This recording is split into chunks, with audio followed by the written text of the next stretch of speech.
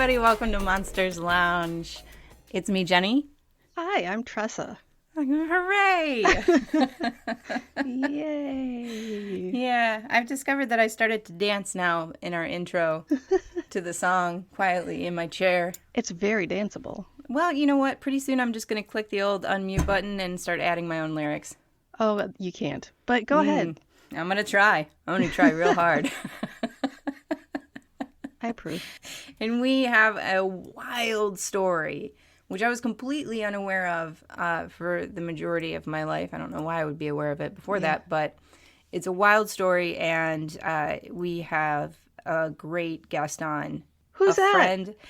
You know what? He is a friend to you, a friend to me, and a friend of the show. And he has been on before, and he has a ridiculous amount of knowledge about really dumb stuff. No. about a lot of things that I'm unaware of, and then he tells me about them, usually over breakfast or something along those lines. Oh, that's delightful. It's Jarrett Burton. Yay! Yay! Okay. Wait a second. This isn't live? No, it is. We are having a live conversation We are having an actual conversation right now. that is being recorded. I'm going to need you to figure out how to play our theme song on that piano that you have back there in your luxurious apartment. My grand piano back there. Good job with the pointing. Thank you. Yeah, This it's is my new hard. apartment. It's great. I just got finished moving in, so Oh, Really it's nice. beautiful. Really, lot of really beige. nice. You feel yeah, I'm beige? on earth tones. Mm-hmm. We're really into blue over here. So, Really? yeah. Now, are you also in paintings of yourselves? Oh, well, we have them all over our house that we share Obviously. together. I mean, Yeah. we didn't want them, but the people insisted that we have paintings of ourselves. And kept Yeah. sending them. I know. Listen. But they're gorgeous. They're course, beautiful we're in works them. of art. Mm-hmm. I know. Yeah, and they're our fans are beautiful. so talented. Thank you. Glad to be here. Back on the lounge. Just Trying to use the lounging. radio voice. Yeah, please turn that on at any point in time right now. That would be great if you could do that. Jarrett, you have a wild story for us, and you've told me on a couple of different occasions because I can't retain things for very long. But we're going to Me be talking too. about Jack Parsons. Yeah, this story has fascinated me for a while, and I'd kind of heard about Jack Parsons kind of like peripherally in any type of stuff I would be reading about, like occult magic in the US, but also he would come up when I would read about stuff related to the space program, which he is connected to both, which I thought was like pretty fascinating. And then a couple of years ago, there was a show, I think it was on Paramount Plus, called Strange Angel, which is about him. And I watched a couple of those episodes and kind of became ultra fascinated by this guy, tracked down some books. And then the more I learn about him, the more I'm kind of confused as to why he's been sort of pushed to the margins. And I sort of understand why, because of some of the stuff that he was interested in. But like long story short, we probably would not have been able to go to the moon, if not other places, without the involvement of Jack Parsons. So being able to talk about this guy and tell his story is pretty cool, just because of just his interests. He was a very, very fascinating, eccentric guy, and he lived a weird life and died in a very weird way. So I'm glad to be here to tell that story. We're Right. not going to cover a big chunk of it. Yeah. Because, unless you go check out our Patreon episode, because it's filthy. But we don't have a Patreon, so you can't do that. So, anyway, let's get into it. Yeah, so Jack Parsons was born in 1914. He came from a family that had some money. So his parents are originally from over on the East Coast. They moved to California when he was very, very young.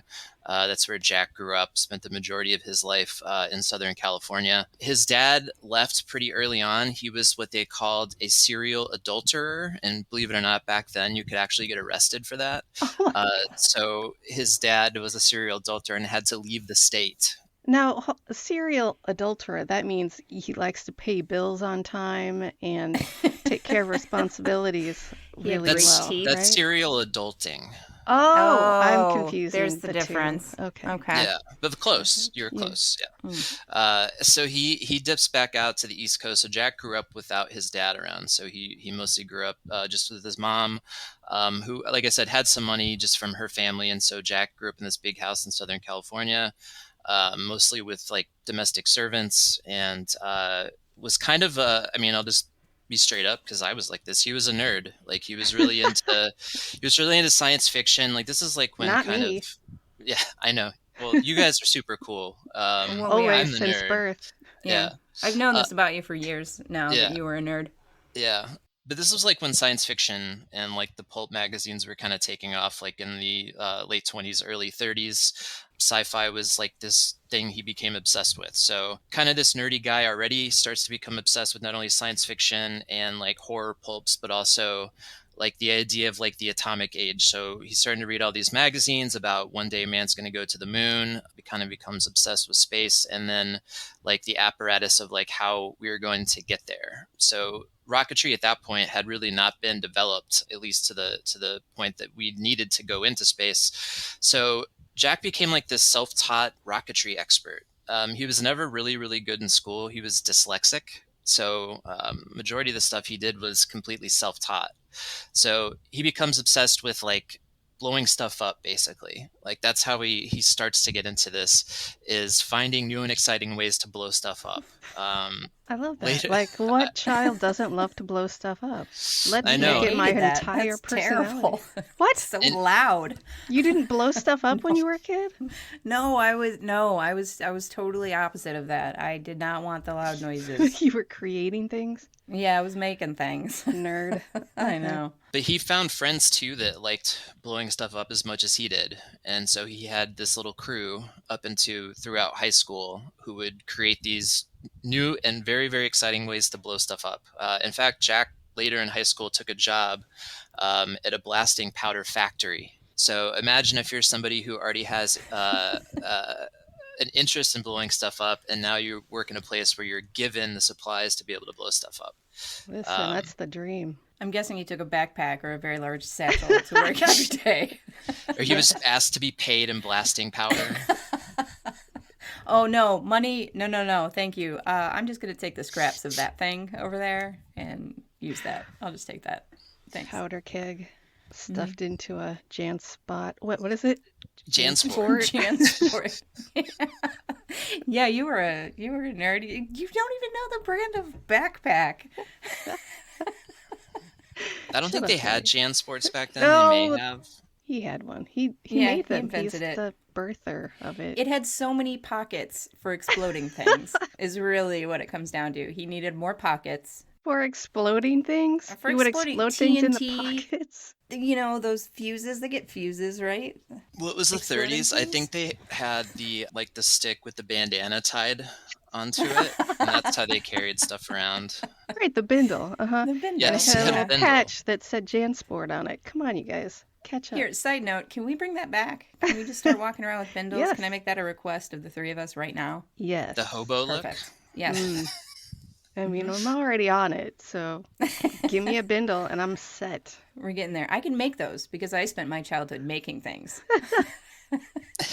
I'm going to blow yours up. Oh, man.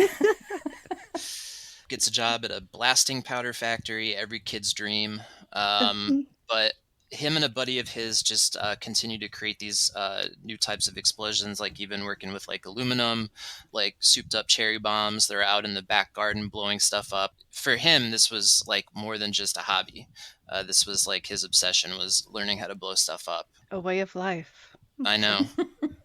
And then around the same time, and this is kind of a I don't know, I guess like a hint of what would be to come with him. He starts to become interested in the occult. And the way he starts to become interested in the occult is through like these pulp magazines and science fiction and horror that he's reading in these magazines. So around that time, he starts to try and contact the devil. And he says this happened when he was in his early teens. He tried to have almost like a seance where he tried to contact Satan, and he said it was a debacle. I think that was his exact words. It was a supernatural debacle, and That's the name of my That's- autobiography. it's a good name for the show. If you guys ever have a spin-off show, yeah. That's not bad. Yeah, I like it. It can be Yeah. us solving crimes that have nothing to do with the paranormal.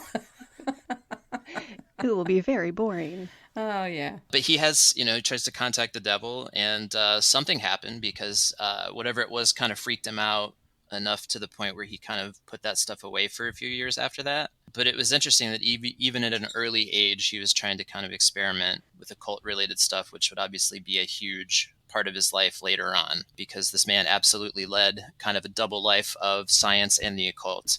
And I think it's important to point out that even early on, he didn't really differentiate between the two a whole lot. He looked at the occult as basically just another form of science. Yeah. And that's why he would bring in some of this occult related stuff into the work that he would do later on in creating the technology for rocketry.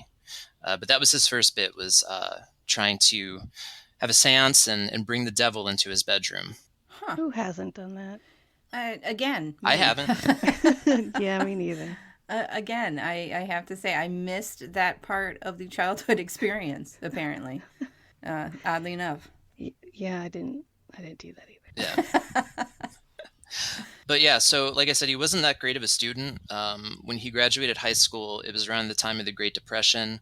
So a lot of the money that his family had, kind of like everybody else, his family lost a lot of that in the Great Depression. So instead of going to college, he ended up just going straight to work. But he didn't really see the need to go to college because he thought that he kind of knew or was working around people who were kind of making strides in the stuff that he wanted to do. So he kind of looked at college as unnecessary. Now, is that because he was a white man? Possibly. I mean, most of them were. This was the 30s. Yeah, but Okay, just all right. making sure. I got nothing after that. All right. But so he didn't go to college himself, but he ended up making friends with some guys who were going to Caltech, which was in the area, and California Institute of Technology was kind of the place to go in the Western US if you were working on stuff like physics or applied sciences. A lot of the work that was being done to kind of create these early forms of rocketry was happening at Caltech. He makes friends with a couple of the guys that were part of a work group there at Caltech, and obviously demonstrated that he kind of like knew what he was doing. He knew what he was talking about. This wasn't just some like self-taught crank. And so he was invited to kind of come in and become a part of this work group over there, which later became known as the Gausset Rocket Lab. So that was his first time working as part of like a larger group, was over there at Caltech. Now, Caltech, this group of rocket guys were working on the campus for a little while. Again, blowing stuff up, finding exciting ways to blow stuff up on campus, but eventually were asked to leave after one too many explosions. I think at one point they actually blew a huge steel door off of its hinges, and it flew through a wall and almost hit someone. So at that point, they were asked to completely vacate the premises and move out to the desert.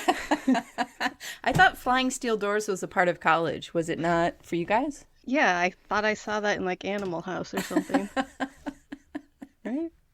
But this is where they got the name the Suicide Squad, TM. This isn't the comic book Suicide Squad. This was the original Suicide Squad. That was their nickname for their rocketry group, just because it was looked at as eventually they were just going to blow themselves up, which they wore that name with the badge of pride. So they at that point moved out to the desert, where they just continued to work with nitroglycerin and blasting powder. And ultimately, what they were trying to do was find an ingredient or some recipe to create kind of a sustained burn, sustained explosion that would help, propel rockets at the level at which they needed to be, which they hadn't up till at that point. Like, that's incredible. Is this a good time to break into some game show questions? Game show questions, you say? Maybe. Oh, that's right. We have an extra bonus for this special pre-recorded event. Oh, It's no. game show time. You guys are in trouble now. So at 12, I believe it was, is when Parsons had summoned a demon or the devil, or whatever he called it, into his room that terrified him, as you had previously stated. What fake thing did you guys do at 12 that scared you? Oh, boy. I can tell you. So I think age 12 was when I would try to do Bloody Mary in the mirror. Yes. And I had to make sure there was other people in the room when I did it. And I think even now until this age, I will not do it by myself, and I'm a grown man. But age 12 was when I did that for the first time. That, and also I played with a Ouija board for the first time at age 12, Oh, and pretty what were sure the something results? happened. It was like I did it with another friend, and it just seemed to be violently going back and forth on the board, like in a Eee. very angry way. There was nothing spelled out. But at one point, I did not have my hand on it. It was just slightly touching it, and it was still moving. And Ugh. so I haven't really played with Ouija boards since then. But See, Ouija board and Bloody Mary, same year. That was a very, very important age for me. I feel like that's the year that you would do it. Any kid Yeah, would do and Hmm. it. it is because my story also involves the Ouija board where we tried to have a seance. My friend Marissa and Carrie and I, but we had the same thing, this seance with the Ouija board, and we had a candle because we used these like last votive candles that everybody had for like holidays and whatnot. They went into the centerpieces. One of those broke mid Ouija board session, and it scared the poop out of all of us. Of And course. I have still not touched a Ouija board due to that incident, that isolated incident, and all of the follow up horror movies that I've watched involving it. Yeah, no, thank you. I still have never touched one. I will not. Mm-hmm. I refuse. We've I talked to guests who have assured us that it's fine and that Yep. everything is okay and that it's just a tool and Yep. has the intent of the user, but you know what? Still, I don't particularly need it, so I'm just gonna keep it over there. Yeah. Exactly. There's no need Have for either it. of you done Bloody Mary before? Yeah, but it No, never was because anything. why would you want to? Like, I'm gonna go stand in a Please. bathroom in the dark by myself. Like that sounds terrible. I was enough of a loser. I spent enough time And then by if it myself as a works, child, much less to go into a dark room. thank you. Yeah, I yeah. agree with that. And But I then was what's the stupid and exit did it. plan when That's a good point. when it Best case works? scenario is something comes through a mirror at you. Right. Right. And then And, what? and what do you do? And What do then you you're do? like, Turn great the lights talking to on. you. Oh. Listen, we had a very small house growing up, and it was a very small bathroom. There was nowhere I was going to go if something came out of the mirror at me. But if you turn the lights on, it goes away. According to the story. Says you. Yeah, Yeah. that's not how things work. It doesn't just disappear because the lights are on. That's Mhm. not how spirits work. Come on, you No. guys. All right, 1935. 1935. Parsons and Foreman, his bestie, they met up with Frank Molina, and they got into that whole science thing at the school. The Gausset Rocket Lab. Right. In their introduction, they're like so psyched because he's actually talking to them about space travel. At this time in the world, space travel was science fiction, and if you could not talk about it seriously with scientists. They would think you were cuckoo bananas. So Frank Molino's like, I'm so into this, but STFU about the space travel stuff. And so my question to you, dear guest, is what is considered cuckoo bananas science fiction now, but will not be in like, I don't know, 30 years? You know what? I think one that'll be really big is just being able to do stuff through messing with like CRISPR and chromosomes and stuff. Like I think they'll eventually be able to turn off aging, Oh, yeah. at least in a pretty dramatic way. But I think that becomes obviously ultra problematic because they're not going to let everybody do it. So it will be something obviously for the rich, and then everybody What? else is going to just continue to age as normal. But yeah, I think being able to do almost like that and like weird eugenics stuff where like you can have designer babies based on, you know, what they can do with DNA at that point. Well, I hate all of that. Unless I do it's too. free Yeah. and I cannot age anymore. Jenny, how about you? I think it's going to be a lot of the stuff that we talk about on this show. We talk about a lot of stuff, Jenny. You're I gonna have know to we be do. a little bit more I think we're specific. gonna find more and more connections with aliens and UFOs, and probably have interactions with them that are not super classified. And I think that we'll probably learn a little bit more about how quantum physics works and be able to harness some of that to at least interact with aliens and at least ghosts. I don't know about the cryptids quite yet, but I'm thinking hauntings might be a little bit more explained and UFOs. I hope you're right. Yeah, that's what I'm going with at any rate. I like that much better than the dark twists and turns that And eugenics. in eugenics, yeah. So, you guys, in 1938... Sorry to be a bummer. Yeah. It was great talking to you. Way to go. Better go play that piano. In 1938, the gang got together. You know, they're doing their science explosion things. Explosion. Explodey. Explodey. Okay. Yeah, I like explosion though. It sounds splooshy. Anyway, they were given a grant by the government for $32,000 in total. In today's money, that is $704,285.96.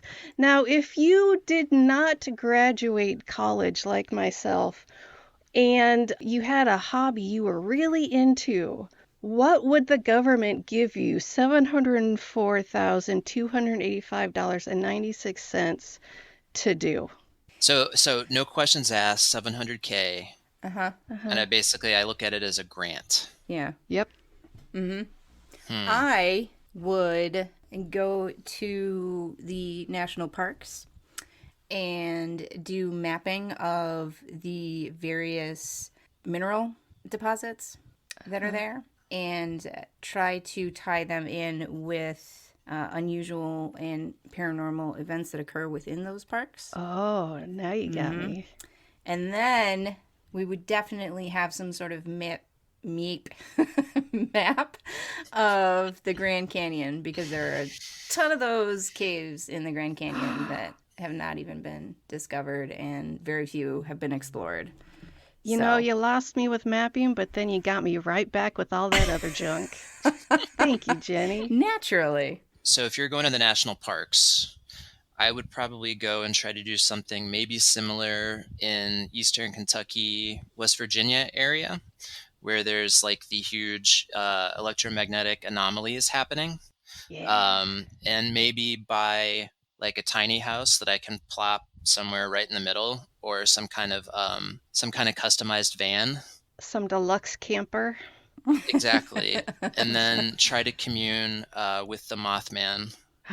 Or whatever form he's taking at that point in time. I think the Mothman and a lot of the stuff that happens in that area is the same anomaly, just in different forms.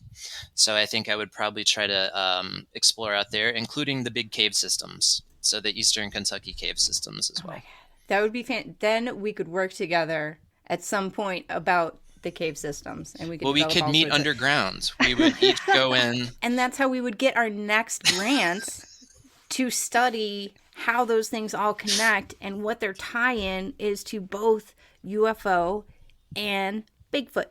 Mm-hmm. I support all of these ideas. Thank you for your input. We are going to do good work. You are. I can't wait for you to get that grant, each of you, for that much money. If you're listening, the government, write that we're ready. Now, Parsons liked to recite a poem named Hymn to Pan that Aleister Crowley wrote before any experiments or work he did. If you were to recite a poem before doing whatever dumb work you do, what would it be? Easy peasy. Rainbow Connection. Boom. The question wasn't even done, and I have that. Thank you, Jeni. Well, expand why? Because it's the best lyric, song, poem, whatever you want to call it, ever written.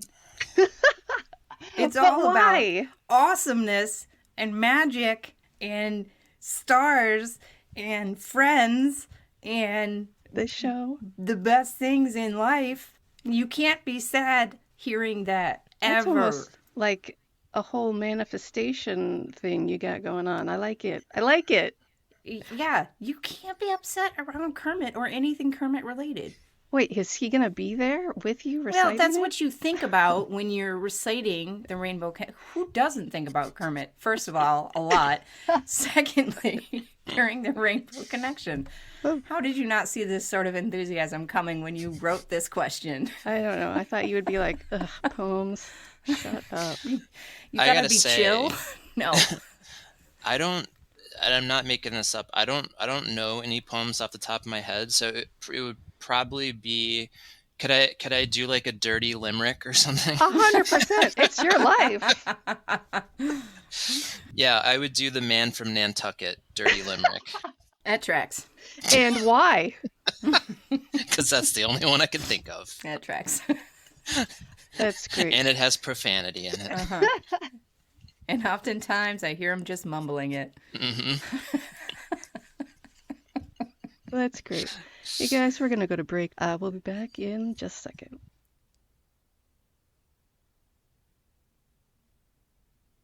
Where we left off, Jack was working with his friends at the Caltech Gauss-IT Rocket Research Group. And without getting too bogged down in those details, they just continue to do more and more rocket research, basically just like I said, trying to find ways to create sustained burn for rocket engines to different degrees of success. Eventually, they start to find some stuff that really works, which is kind of a combination of liquid and solid rocket fuel, up into the point where the government sees some of the success they have and continues to fund the experiments for like a longer period of time. So they start to get these government and armed forces grants, because ultimately the government doesn't necessarily see it as something that's a gateway to space. They see it as something where they can create weapons out of it. So they were happy to give them money just to continue to build these rockets. So that's kind of where we're at, like with the science part. But it's around this time too that Jack starts to get more and more into the occult stuff. So we had mentioned early on, he does a seance with a demon when he's younger. He continues to have an interest in it as he gets older. Around the time, there's also a guy I'm sure everybody here has heard of named Aleister Crowley, who was living in England at the time. Do we know who that is, ladies? Why don't you do just a brief overview for the listeners that are dumb? I'm just kidding. You guys are smart. You guys are smart. Man, I was just thinking Tressa's doing so great. And then, boom, nope. You should have a little tally, like the amount of times Tressa insults the audience today. Like, ding, put a number up. No, Aleister Crowley is and was kind of the most famous practicing magician of all time. He was creator of Thelema, which was kind of his own religion. He had a series of lodges where people practiced Thelema called OTO, which stands for the Ordo Templi Orientis. He was also a drug addict. He was possibly a spy for the British in World War II. He was a mountaineer. He was a degenerate. There was a lot of things Aleister Crowley was, but the main thing is he was really responsible for creating Thelema, which was this religion that was kind of a mix of some Kabbalah, some ancient Egyptian spirituality, a lot of ritual magic, Enochian stuff. He was always trying to contact his guardian angel and do other kind of high ritual magic. And Parsons kind of does some readings of some of Crowley's books and becomes interested in Thelema, ends up striking up correspondence with him through the mail. And so they were writing each other. Crowley eventually suggests for Parsons to go check out the OTO Lodge, which was in Southern California near him. And Parsons and his wife end up going almost nightly. So their lodge was called the Agape Lodge, which was down near Pasadena. A lot of ritual magic, a lot of sex magic, just putting that out there. That was a lot of what was practicing at these lodges. And it became more and more just a part of his everyday life. So he had this double life at the time where he is, this man of science and has these government contracts and he's working at this university. But at the same time, he's going home at night and practicing kind of this high ritual magic. And that's what I said earlier. He really didn't see too much of a difference between the two, because in his own life, he was seeing results from some of these rituals that he's doing, and he's seeing results at work and some of the advances that they're making in the rocketry. So in his mind, the two are kind of intertwined. So the more advanced he gets into the magic, the more advanced the rocketry is getting at the work side. He also had a house in Pasadena, which he nicknamed the Parsonage, which is catchy. And it became known as like this kind of ritual magic house. I think the neighbors at the time reported, all manner of craziness going on, people coming in and out at all hours, but also like some supernatural stuff, reported hearing like disembodied voices, stuff flying off shelves. It was almost like a weird, like Harry Potter house in the middle of Pasadena on an otherwise like nondescript neighborhood. So that was Harry parsonage. Potter? Did they do that? I don't remember that part of Harry Potter. Wasn't there magic stuff in Harry Potter? There was? Wasn't there magic? Yes. Yes. Come on, you guys. Of something else, I think. I don't know. I have given you complete sets, both of you, for Christmas this past year, and told you to read them for this specific moment right now. Wait, or maybe think of it as disappointing. Maybe think of it as an adult themed Harry Potter house. Oh, okay. Because there's some stuff going on in that house that didn't happen in those books. I feel like that's a thing that you shouldn't ever Google, by the way. Adult Harry Potter. Yeah. Rule 34. Yeah, just don't do it. Don't Google that either. No. What's interesting, though, around the time is that Parsons' wife decides to leave him around this time, too, because she is, while she's into some of this stuff, she is not into it as nearly as much as he is. And so his wife decides to leave him. And so what does he do?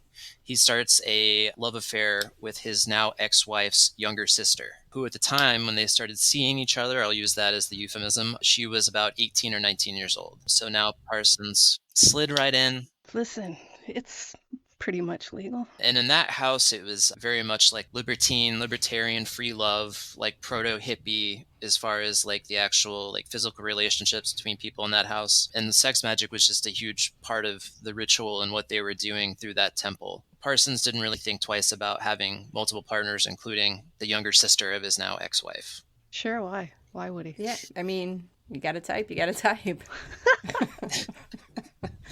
Can't get more one type than sisters. Yeah, it's maybe the worst thing that I've said all week. Possibly. I know. Now, the other person who kind of pops into his life at that point and really becomes another character in the story is L. Ron Hubbard. I'm assuming everyone knows L. Ron Hubbard is. If you don't... Why don't you explain it for the idiot? L. Ron Hubbard. L. Ron Hubbard obviously is the creator of Scientology, kind of a well-known, and now this is me just, this is my opinion, kind of a well-known con man, charlatan, very much in his DNA, most well-known for creating Scientology. When he kind of comes into Parsons' life, this is pre-Scientology. At this time, Hubbard had been out of the military. He was in the Navy prior to all this. Kind of an undistinguished Navy record, even though he would later write that he was like this hero at war. None of it was true. What? I know. If you can imagine, he really trumped up this history of himself. Oddly enough, hadn't he been a sci-fi writer for a fairly significant period of time by that point? Yes, and that's why actually Parsons and Hubbard really hit it off, because they really had the same interests. So Hubbard was into sci-fi as much, if not more, than Parsons was. Hubbard had been trying his hand at writing science fiction. In fact, a lot of the basis of Scientology you could look at came out of the root of the stories he was writing for science fiction magazines. So they both had this interest not only in science fiction, but also in occult magic, because Hubbard also had an interest, even though later on they would deny it, and the Church of Scientology would deny that he had any kind of connection to ritual magic. He very much did. Didn't they make like a statement where they basically said, L. Ron Hubbard went and he conquered the bad magic people. He's a hero. Yeah, he was like a spy for the... Yeah. I think the official Scientology story was that the U.S. government had contacted L. Ron Hubbard to go undercover into Jack Parsons' house, live there with him, and then liberate the women who were being held there under magical control by Jack Parsons. Which is why on International Women's Day we do celebrate. There's Hubbard, flags with his face. Yes. Everybody knows knows that. What a hero. Yes, everybody everywhere does. And he liberated them. He did. I have a bumper sticker. It's right next to my... I can tell you, he very much did liberate them. In fact, he liberated Jack Parsons' partner from him. He liberated her sexually from him. That's so nice. Took Jack Parsons' partner, which again was his ex-wife's younger sister. L. Ron Hubbard promptly starts a relationship with her once he moves into the house. That's so nice. Oh man, important. There was a little bit of animosity between the two because of Why? it. Well, what's interesting is Parsons didn't want to come off like he was pissed because he was part of this ritual and this movement. Like I said, it was very much like libertarian. Like we don't own each other physically as far as like we share ourselves with each other. He didn't want to look like he was, owned anybody. And so when Hubbard kind of took his partner, he had to kind of just sit there and take it, which was obviously the cause of some animosity between the two. Huh. But it real quickly, this is what's interesting though, is because that's kind of an inciting incident. So Parsons is kind of like embarrassed, he has his partner taken away from him in his own house, but he's still doing a lot of ritual magic. And now he's bringing Hubbard into it because Hubbard's really getting into the ritual part of it as well. And so that's what inspired what is later called the Babylon Working, which was kind of the big series of rituals that Hubbard did with Parsons over the span of a few years. And the whole point of the Babylon Working was to, and this is going to sound funny, I'm just going to say it. The whole point of the Babylon Working was to literally kind of pluck a spiritual elemental out of the ether and put it into a human host, which would then become Parsons' partner. And they would create what was called the Moon Child, which was supposed to be like the next coming of the Antichrist. So that sounds very convoluted, but that was the whole point of the Babylon Working. That didn't sound convoluted at all. That sounded pretty straightforward. And that was about as straightforward as I could explain it. Of course, the Moonchild, which is something that I have not heard of before. And it sounds so pleasant for someone who is going to bring about the end of times. Yeah. But this Babylon Working went on for the span of a couple of years, and it usually ended up with Hubbard and Parsons going out to the desert, doing Enochian magic, doing all kinds of like Thelema magic. And Hubbard was like the scribe or scryer. So like Parsons would get in these ecstatic states and start to like basically speak in tongues, or he would get stuff beamed into his head and it would come out gibberish. And L. Ron Hubbard was there like writing it down and trying to make sense of the stuff that was like coming through them as they were doing these rituals. And what was interesting is Hubbard started to get his own visions of what he called like the Scarlet Woman. So he kept getting visions of like this like red-headed woman with green eyes that was going to be Babylon, which was that elemental, right? And he just kept seeing these visions. So he keeps telling Parsons, like, we got to keep doing it. Like this Scarlet Woman's going to come eventually. So they're doing this stuff out there over the span of like a couple of years. Eventually they get back from the desert one time, back to the parsonage. There's a knock on the door, and there's a red-headed woman with green eyes at the front door. And that was a woman named Marjorie Cameron, who eventually became Parsons' live-in partner for the rest of his life. But this, if you're Parsons and you're doing these rituals and you're here with Hubbard saying, like, this is working, the Scarlet Woman's going to come, and then eventually that happens, I don't know how you're supposed to believe that it's not working. Oh, 100%. Right. Because the Scarlet Woman did show up. And she became Marjorie Cameron's very interesting. You look her up. She was just as eccentric as Parsons was. She ended up being in some movies later with Kenneth Anger, who was an occult filmmaker. Very, very fascinating woman. But yeah, she was with Parsons for a while, up to, I think, near the end of his life. But that was kind of the what had happened with the Babylon Working, which is insane, absolutely insane. Now, didn't she have? Did she go by a nickname by any chance? Marjorie? Mm-hmm. Was that her nickname? No. I think Candy was the nickname, I believe. What was it? Candy. Oh. Possibly? Yeah. Okay. Which I just thought was funny. I mean, an elemental, and we're going with Candy. By the way, the Moonchild was never thank conceived. God. Oh, thank God. Moonchild did not happen. Yeah. But yeah, so Marjorie Cameron was there. Oh, you know what? Real quick. Game show time. Game show time. Hey, let's say we put together and all lived in a giant mansion on Millionaire's Row that's totally not gross and PG-13. What are you going to call it? Ooh. And that's a good one. What's our motto? What are we going to call it? I don't know. I mean, it was called like the Parsonage. You could just be the Monroeage. It's fine. Well, the Monroe house Village makes the most sense, obviously. I have a very striking last name. I think we should name it the Monroe House. And I Okay. think that our motto should be bring us all of your puppies and kittens and goats. Yeah, I would That say seems like more of a rule than a motto, but okay. Well, motto, rule, tomato, tomato. All right. we could say it would be the Monsters Lounge home for wayward pets. Oh, that's good. That's good. And wayward also means sometimes we just take them. Yeah. Or they just show up. Or they just show up because they've heard of us. And we would have speakers playing the Rainbow Connection most And of the time. they pay rent. They do. Obviously. Come They on. do. We We- put on traveling shows with said wayward animals. They get little jobs. Oh, little Tiny, puppy tiny jobs. jobs. Tiny puppy jobs. Uh-huh. Uh-huh. All right, I'm gonna. Pushing strollers and things. No, go ahead. Oh, know. little puppy strollers. Yeah, little puppy I think strollers. a puppy doorman. Oh, A little suit. yes. Tiny Little suit. hat. Puppy old-timey elevator operator. Very good.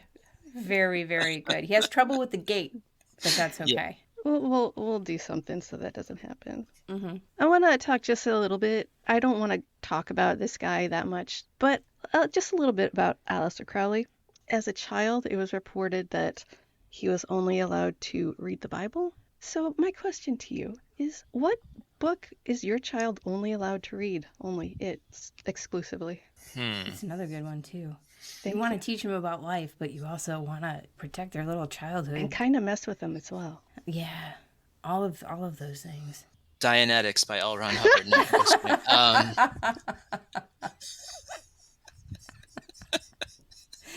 The by keys to Stephen life King. are in there. Yeah, everybody knows that. Well, you want to give them something that's, they're not going to get bored of, so you don't want to give them something too basic. I mean, look, when I was a kid, I was a weirdo. I started reading like Stephen King books when I was like 8, and then my parents were just happy I was reading, so they never checked in on what I was reading. Yeah. So I would just give them like like one of those 1,000-page Stephen King books, like maybe It or The Stand. Yeah, but I feel like It would be a good one because you need to instill that fear of clowns like really young. Mm-hmm. You need In the to get that sewer. in there. Yeah. My next two questions are boring trivia questions. Are you ready? Good. No. Too bad. How many times did the Alan Parsons Project perform live?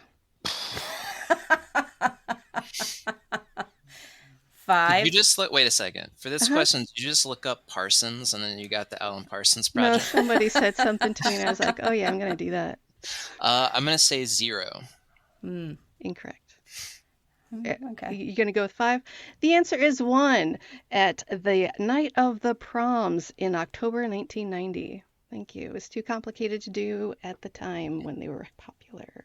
But Price is Right rules, I would have gotten that correct, right? That is correct. Absolutely. Yes. I'm Yes. conceding that Yes. point. Yes. Okay. Finally, before I let you continue, Mr. Crowley is a song by Ozzy Osbourne about Aleister Crowley, obviously. Randy Rhoads' solo in the song became one of the best known in heavy metal. What was it ranked on the list of the best guitar solos according to readers of Guitar World magazine? 5. No, It's 5. it is not. I'm going to guess 3. 28. Good guess, both of Oh, you guys. man. Yeah. You would have won Price is Right Yeah, rules. Price is Right rules. It's me. I win. One of the best at 28. This is a good segue, by the way, real quickly. Fantastic. Speaking of rock stars and Aleister Crowley, just a side note, Jimmy Page of Led Zeppelin, Yeah.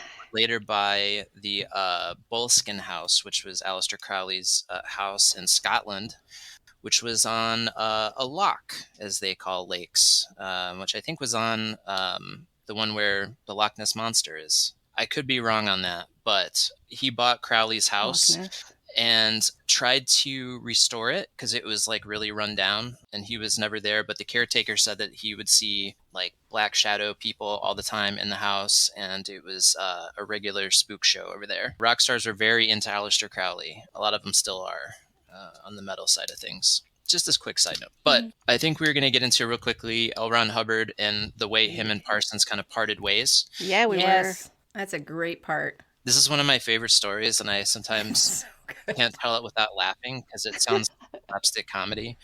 So around this time, like work-wise, like Parsons isn't doing great. He's been tailed by like the FBI and the CIA because they are aware of his occult ties. So he's doing all this wacky occult stuff while still working with government contracts. So of course he's being tailed by any number of government agencies. Eventually loses some of those contracts, so he's not as flush with cash as he once was. Around this time, L. Ron Hubbard comes up with a harebrained scheme to start almost like a fancy yacht company. And what he was going to do is go and buy these kind of yachts that were in disrepair, and he was going to fix them up and then sell them at a higher price. Oh, he's going to flip them. He was going to flip yachts.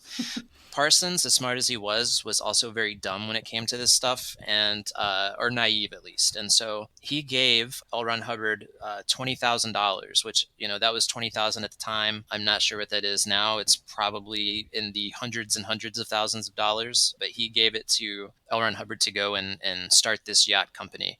So L. Ron Hubbard dips out of California, goes over to the East Coast, not by himself, mind you, because that former partner of Parsons, his ex-wife's younger sister, goes with L. Ron Hubbard, and they are off together starting this thing. Okay, that's nice, keeping him company. Makes sense.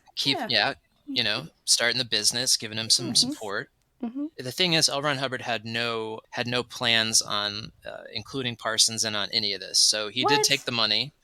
And he went off and did start buying yachts, but with no plan on fixing them up, and definitely no plans on giving the money back to Parsons. So this is interesting if you know anything about Scientology. L. Ron Hubbard, anytime he kind of gets in trouble, just goes off to sea because of maritime law, I guess. It's harder to get him. But also it's the ocean. It's harder to find him. It's harder to find him. But this is kind of Wait. Is now a good time to tell you that my plan is to eventually abscond with our tens of dollars and gather a fleet of broken boats together. And you're going to have to consult multiple countries based on where she is in the ocean on who's going to track her down. All right. I just wanted to hear more about international law, and you guys did not disappoint. Okay, continue. So L. Ron Hubbard and Sarah Northrup, who was Parsons' former partner, are off at sea in this yacht. Eventually, over time, Parsons realized that he's been taken in a scheme. And, obviously... Wait, but how long? Months. He didn't hear from him for months. And Hubbard's just at sea. He's living on this yacht in the middle of the ocean. Wait, my question is, he did actually buy more than one yacht, right? Yeah, he was planning on doing more than just the one, but he was going to cut Parsons out completely. Right, I think they were moored. They were moored somewhere, I think off the coast of Florida. So he was just out on one, or did he just take all of them with him and just live on one? No, he didn't have a flotilla of yachts. He was on the one. Did he do some sort of water world thing where they roped all the boats together and he was creating his own? It became a yacht. He already said no. It became a yacht city off at sea. Yacht city.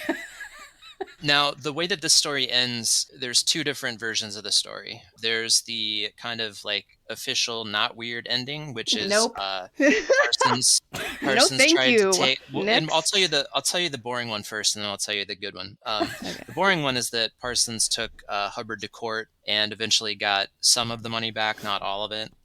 That's some of the story. They try to say what happened. The fun version of the story is that Parsons, feeling very jilted, as anyone would, decided to fly out to Florida, because that's where he knew that Hubbard had been recently. That's kind of where they had taken off from. And he goes out to the coast and begins to start doing ritual magic with the intent of bringing Hubbard back through magical means. So he starts to do these rituals to, I believe it was Ares, the god of war. It makes more sense if it was Poseidon to me. Yeah, right? You would think he would go with that one. He starts doing a ritual to Ares, and all of a sudden, the weather turns terrible, and there starts these huge storms and squalls at sea, which damages the boat to the point where Hubbard has to go back to shore for fear of the boat sinking being out in those conditions. Apparently, the legend says that Parsons was waiting there with the police as Hubbard gets back. Hubbard, ever the con man, is able to like talk him out of having him arrested. And Parsons, being naive, falls for it under the promissory of "I'm going to pay you back," which, by the way, he never fully paid him back. But that was kind of the end of the friendship between the two. Why? Kind of as it were. What's a yacht city between friends, really? But I like the legend version of the story better than just so the much small better. claims court, non-magical. So much better. So much more fun. Mm-hmm. So that was the end of their magical partnership. And then obviously L. Ron Hubbard would go on to do his thing and write Dianetics and create Scientology and distance himself from magic. And Parsons would kind of go on to kind of a depressing end. Like I said, he had been kind of blackballed from working for governments. He took a job for Howard Hughes, the famous weirdo aircraft inventor, and got fired from that job when he got caught taking secret plans home to his house. And when he was asked why he did it, he said that he wanted to show someone on his resume what he had been working on, which I think is a terrible excuse. No.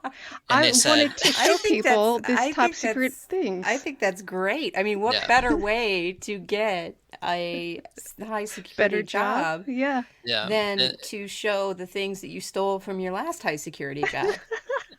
And someone had called the FBI about it because Hughes Aircraft had a ton of government contracts. The FBI said, well, why are you taking these? And he said it was for his resume that he was trying to show some companies in Israel. So the FBI immediately assumed that he was spying for Israel, which completely blackballed him altogether from taking aerospace jobs at all. So he was now completely blackballed from doing like the one thing he loved to do for a living, and for the rest of his life would take odd jobs for movie companies creating like explosives and explosive props for movies. But sadly, he ended up having to take a night shift at a gas station. That was one of the last things he did, like in the last couple of years of his life. Still had the parsonage, would like rent it out to people, but he was working nights at a gas station and doing odd jobs building explosives for movie companies, which eventually is what ended his life, as he was working on an explosive for a movie in his garage. He was working with fulminated mercury and some other really high dangerous explosive materials, and blew himself up in his garage and survived the explosion initially. It blew off half of his body, one of his arms, his face. No. And he survived and ended up dying later en route to the hospital. And the thing with his death is that it's been speculated for years that it was not an accident, only because this guy was very versed in building these types of explosives. And to make the kind of amateurish mistake that he would have made to blow himself up, a lot of his friends didn't see it as something that could happen. I also should say that he was, in his later years and even earlier, very much a drug user. I mean, he was using opium, heroin, amphetamines. And so when you're consistently using that stuff, but also working with dangerous chemicals in a garage, what could go wrong? Something could easily happen. That's so weird. I've never heard of that being a dangerous combination ever. Yeah. Now, I really like how we keep talking about like the end of his life, and the assumption is sort of like, oh, okay, he lived for a little while, and he was not old when he died. No. He was like, what, 37? Yeah. 37. He did all in of the early these things. 50s. Yeah. All of these things by age 37. He was very kind of like quickly written out of history as far as like his contributions to rocketry and the space program. Although the people who worked for NASA did acknowledge him. There's actually a crater on the moon named after him. Once they went to the moon, it's on the dark side of the moon. Ooh, but it's named after him. But his contributions are largely overlooked, mostly because of the occult stuff, which NASA, wanting to take itself as seriously as an organization, didn't want that type of connection. But over time, his contributions were more and more brought to the surface, and people now understand how much of that stuff was due to his advances that he made, not only personally, but through his Jet Propulsion Lab and the other groups that he worked with. And obviously through his work on Yacht City. In Yacht City, yeah. Marina Obviously. City. I think we should call it Marina City. Has a nice ring to it. Yes, Oh, yeah, I nice. like Yacht City. It sounds like there would be a really good ad campaign that could But be centered Yachtville? around Yacht City. Yachtville would work too. I can hear the jingle in my head right now. All right. You guys, we're all out of time. Ooh. Jarrett, thank you so much for telling us this wonderful tale of magic and science and weird Glad stuff. to be here. Glad I could tell it. I will say there's a couple books written on them if you're interested, and that show Strange Angel, I think you can get it on Amazon. So check it out if you can. Very, very fascinating guy. Everybody else, we'll see you next week. Don't forget to check out our socials and subscribe, rate, and stuff. All right, bye. Bye.